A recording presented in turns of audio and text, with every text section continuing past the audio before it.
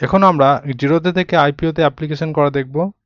বিডে গেলাম, জিরোদা অ্যাপ খুলে, তারপর ক্রাইজ্যাক এটাতে অ্যাপ্লিকেশন করলাম, tap to submit, cut off প্রাইসে রাখলাম এবং ট্যাপ টু সাবমিট করলাম।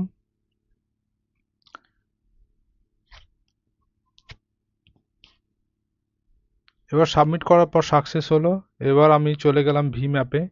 সেই ভি ম্যাপটা খুলে আমি দেখতে পাবো যে সেখানে একটা নোটিফিকেশান এসছে অ্যাপ্রুভ করার জন্য, IPO notification mandate.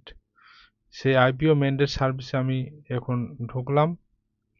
IPO mandate সার্ভিসে গিয়ে আমি দেখতে পাবো যে ওই আইপিওটা যে অ্যামাউন্টটা ব্লক করার জন্য দিয়েছে সেটা ব্লক করার জন্য প্রসিড করতে বলছে।